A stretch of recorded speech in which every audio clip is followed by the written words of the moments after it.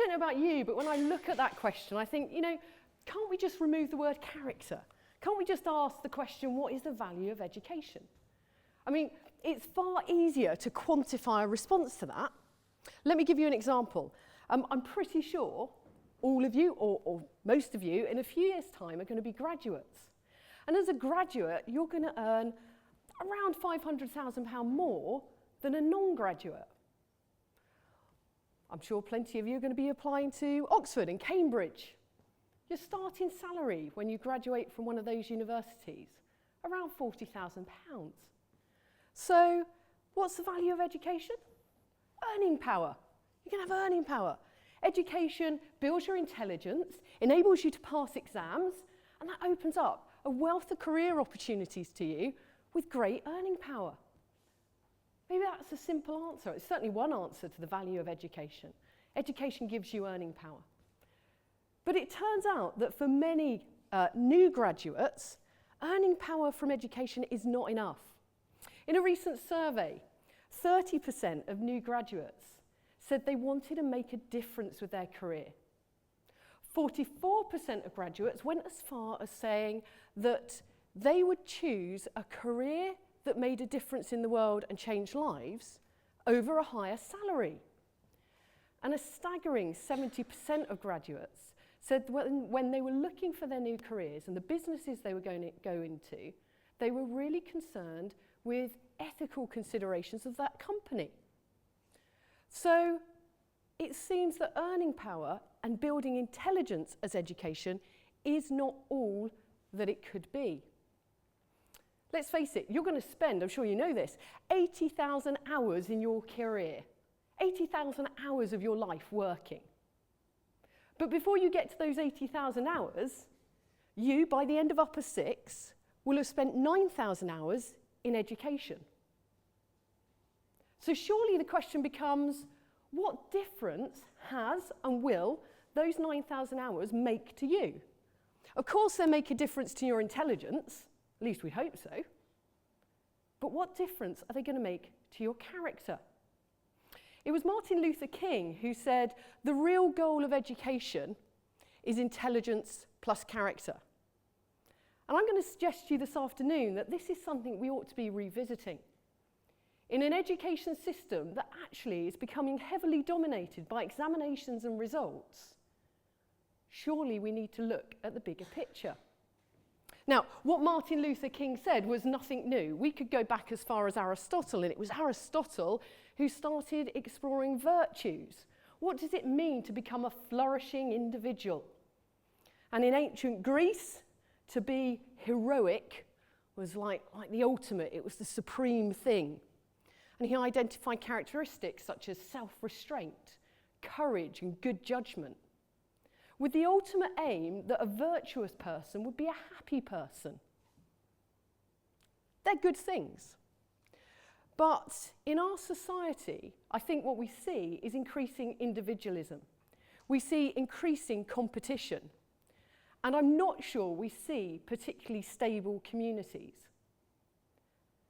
I would suggest that they're the things we crave, actually. Societies with more stable communities. And maybe we need to broaden out our understanding of character from what Aristotle gave to us and consider virtues that he didn't value. Virtues such as self-sacrifice, virtues such as humility, commitment to community development. And then to achieve that, we're going to need a personal commitment to the struggle it will require to get there. So why don't we just take a snapshot look at parts of our society? What about this? 2008, the financial crisis. 20 years of risk-taking and bad financial management saw the whole financial system collapse in on itself. Can I ask you, what do those 20 years of mismanagement tell us about character? And the character that was formed that led to that happening? Perhaps something even more recent. Let's take the drug scandals going on in sports. You had Lance Armstrong, the cyclist, held up as a role model, so successful. And then we find that it was founded on cheating. And in the last few weeks, you know that the Russian athletics team are banned from competing in the Olympics in what has been described as the state-funded systematic use of drugs. What does that tell you about character? Let's take a step away from sport and go into the world of entertainment. Revelations about Jimmy Savile, abuse of young people, that opened up the whole of Operation U-Tree. And we find this whole stream of entertainers, wealthy, successful, role models, sometimes involved in charity work, should have been the happiest of all people, and yet characters with such vice that horrify us all. What about this picture? I don't know whether you know where that is or what it is. This is the largest refugee camp in the world. This is in Kenya. Do you know, last year in 2015, the amount of people displaced through violence and conflict in our world exceeded 60 million for the first time ever in human history. In fact, it hit 65 million. They're big numbers. Let's break that down a little bit. What that meant was that for every second of every hour of every day for the whole of 2015, 24 people were being displaced. So, in a world where 1 in every 113 people is displaced as a result of conflict, what kind of character should we be seeking to develop in your education? There's an interesting quote from Lord Macaulay. He said, "The measure of a man or a measure of a person's character is what he would do if he would never be found out." I just ask you to think for a minute of all those snapshots we've just looked at, things, many of them, that were never due to be found out, that have been revealed very publicly. How does the human character measure up? That's the world that we're part of. That's the world that you're going to contribute to. That's the future that you're going to take us into and beyond.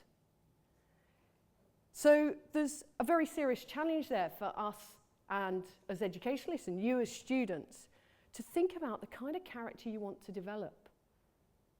You need to be equipped with the tools and the strategies to become characters that move our world forward. These things don't happen by accident. Character is not or should not be accidental. I wonder whether any of you recognise the name Bernhard Kenny. Put your hand up. Who recognises the name Bernhard Kenny? No? Okay, I'll tell you what, I'll show you a photo. This is Bernhard Kenny, 77-year-old retiree. Now, I'm not seeing light bulb moments going on here. I'm not seeing you go, "Oh, Bernhard, oh, I know him now." You're not. What about Colin Frith? No? Okay. Colin Frith, dance teacher. Let me tell you a little bit about Bernhard Kenny. Just over a week and a half ago now, it was Bernhard Kenny who rugby tackled to the ground the murderer of the MP Joe Cox. It was Colin Frith who, when Mr. Kenny was stabbed, came to his aid and he saved his life before the medics arrived on the scene. Mr. Kenny's been hailed as a hero, and rightly so. Characteristics or character he displayed in that moment of pressure were incredible. But do you know what? Mr. Kenny's actions at that moment in time were not coincidental. They weren't like a light bulb moment for him where he suddenly made a decision.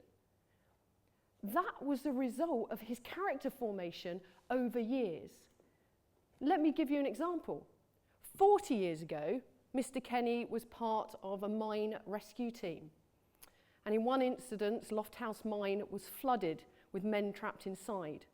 And Mr. Kenny was part of the team who fought tirelessly to rescue those men trapped in the mine. At the time, he said this. He said, "It was tough. We never gave up. But it is what you ought to do.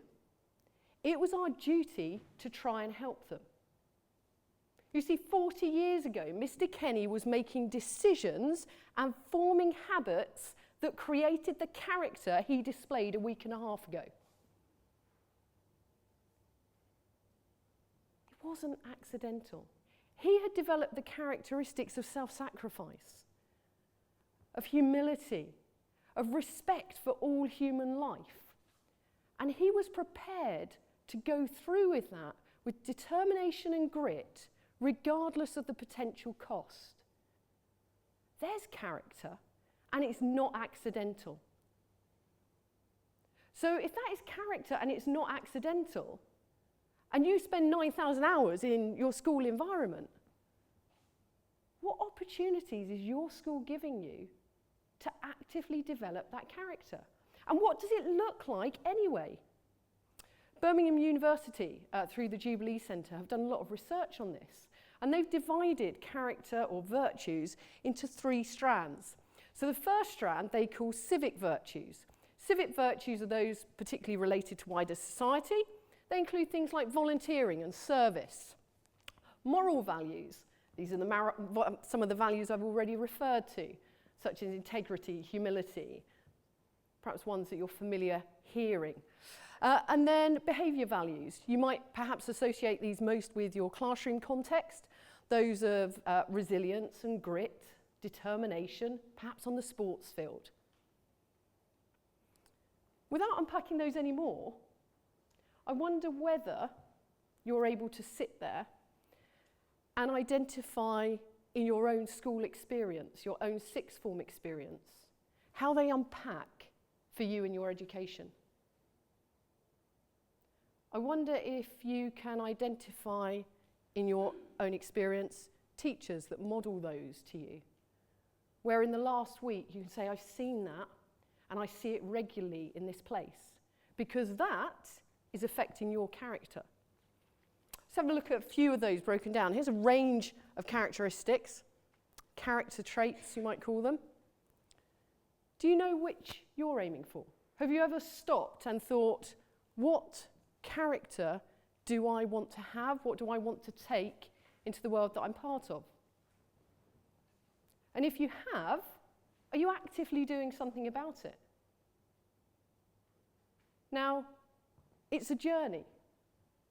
We're all trying to move towards some sense of completeness and flourishing. But it's not going to happen if we don't have a sense of direction. And looking back at the examples of the refugee crisis, or looking back at examples of drug abuse, that's not there so we can point a finger of judgment at those that have messed up. It should cause us to turn back in on ourselves, back in on our education system, as people and a system capable for vice and virtue, and cause us to think what we want for our world, where we want to be going. How's that going to happen? It's going to happen through you first of all knowing where you want to go. By you then choosing, acting decisively, determinedly, developing habits which at the moment may not necessarily be second nature. So that when, as for Mr. Kenny, the pressure is on, and you don't have time to think, and all you can do is act, the way you act will be the way that he acted. It will be what you ought to do. It will be your duty, and it will build community, and it will lead to you becoming a more complete individual. You need to demand of your education, in the time that you've got left in it, every opportunity to develop your character. But you also need to bring to your education a commitment, a determination, and a focus to develop those habits. And Aristotle would agree with us that that is a struggle. It is not easy, and it takes determination. So if we return to our original question about the value of character in education and ask what it is, I'd say to you, character in education is absolutely essential. That any education that fails to intentionally develop character is actually masquerading as something it is not. You and I have a responsibility, me as an educationalist, you as students and young people going into the world, and you will shape our world, to make decisions about character that will grow community, that will increase cohesion, and that will lead you to a place of becoming a more complete individual. I'd like to leave you with a quote by Tom Wright, who was the Bishop of Durham. I'm just going to read to you the very first bit of his quote. He says, "Completeness does not happen by accident. It happens because people who might, left to their own devices, done something quite different. But they have made a clear-eyed choice to make every effort to cultivate multiple virtues that together contribute to maturity." And he finishes his quote by saying this: "Every single person is to be obedient to his or her unique, distinctive, unrepeatable vocation, and there lies the challenge." And I think that's the challenge that education faces, but I think perhaps most importantly, it's the challenge that each of us as individuals, part of a global society, face. Thank you.